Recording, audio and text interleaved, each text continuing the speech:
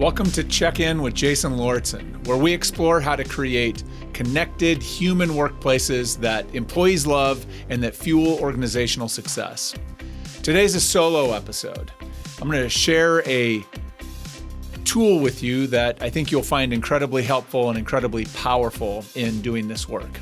And what we're going to talk about specifically today is how to practice spacious listening. In today's world, being a skilled listener is incredibly powerful. I believe it may be the most important skill we can develop as human beings if we want better relationships with others. And this is top of mind for me because over the last couple weeks, I have spent time with some friends who are really struggling personally with a variety of different things. Some personal, some with work, some sort of broader. And I'll be honest that it was challenging to be with them because my nature is to want to problem solve, to kind of jump in and fix things, to, make things better. And these friends are wrestling with things that really I can't fix, I can't change, even if they wanted me to, which I'm not sure they did. And what I was reminded through these conversations is that the most valuable thing I could give them was not to fix the thing, but to create space for them to talk about it, to think about it, to feel about it, to bear witness to their struggle, to be a safe place for them. What they needed probably more than anything was to feel seen and heard, and I could offer that to them. And, while the conversations that we had didn't change anything about the circumstances that they were facing, right? When they left that conversation, they still had the same challenges. The world still felt just as daunting. I think it did change them, or at least made an impact. They said in different ways at the end of the conversation that it helped them feel grounded. It helped them feel supported. It made them feel like someone cared, right? And that went a long ways. And I think pretty often that's what we really want out of our conversations and relationships with other people is we just want to feel supported, to know someone cares. And this is what makes listening perhaps one of the most powerful skills that you can develop is because it equips you to do that for other people. And I think when we bring this into the context of work as a leader, we oftentimes think mistakenly that our job is to as quickly and efficiently solve every problem that an employee brings to us. And that's a mistake. Because our primary job, if you are trying to build the kind of work experience that elevates people's performance and contributions, our primary job as a leader is to ensure that our people feel supported and cared for, right? That's the foundation on which they can go forth into their work and feel empowered to solve problems and to feel confident to kind of take the risks that elevate their performance. And to build that foundation starts with listening. And listening is a skill. And like any skill, it requires intention and practice. And so today, what I wanted to share with you in this episode is one of the active listening practices that I teach. And it's one that is particularly, I think, important or resonant for me because it's something that I have to work very actively on even to this day. It's sort of that I teach to remind myself sometimes when it comes to listening. And this practice is called spacious listening. And it's exactly what it sounds like. It's about leaving more space in a conversation. And what space is in a conversation is, you guessed it, silence. And most of us struggle with silence, which is what makes this particularly difficult at times, but it's also what makes this practice so powerful. Because I'd like to invite you to think about the last time you were in a conversation with someone and for whatever reason, there ended up being some silence. You both stopped talking and maybe you didn't allow silence, but silence sort of crept in. There was just space that sat there. Do you remember how you felt in that moment? You probably felt like you needed to fill that silence, to say something. That's what most of us are compelled to do. And that's what makes silence and spacious listening so powerful is because when we're in a conversation that matters with people, sometimes it takes a while for us to find our way to the stuff that really needs to be said. If you're a manager and you're trying to have a meaningful conversation with your people, it might take them a minute to feel brave enough to say the thing that they really need to say. Or maybe, some of us, I'm in this camp, maybe they aren't really sure what they want to say or what needs to be said yet. And so they're kind of finding their way through it. Some of us, myself included, I think out loud. And so as I'm talking, sometimes my thoughts are forming or coming together or connecting.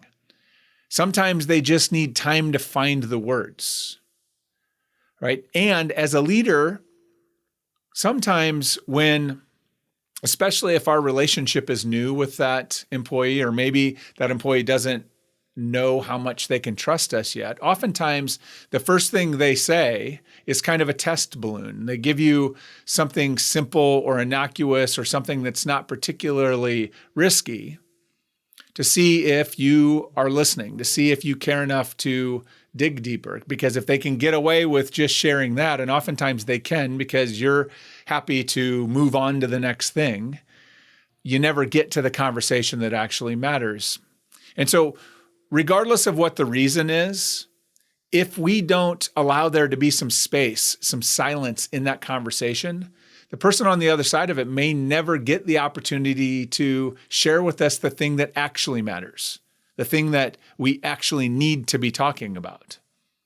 Allowing space or silence is what makes these really meaningful conversations possible.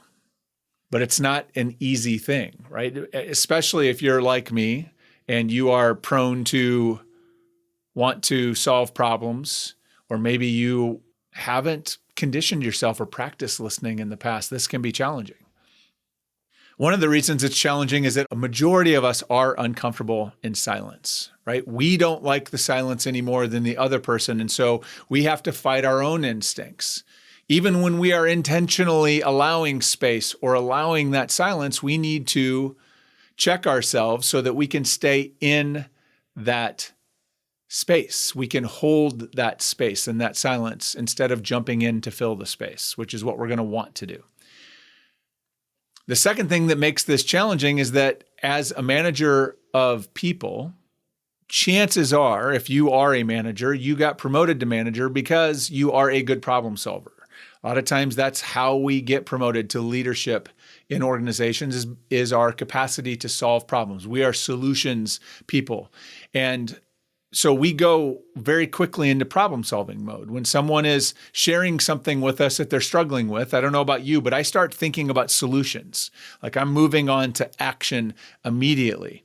And if we're not careful in checking that instinct, we can jump in and offer solutions or start suggesting action before the person has even finished their sharing their thought. Right? This is a trap that we fall into over and over again. And when we do this, first off, we're assuming that they want us to solve their problem, which they may not. We're assuming that we understand the problem, which we probably don't. And we're assuming that we need to share a solution as quickly as possible, which is almost never true. This is a listening fail on every level when we do this. And so when we do it, the primary thing we're signaling to the person on the other side of that conversation is that we're not really interested in listening to what they're saying, trying to really understand or hold space for them.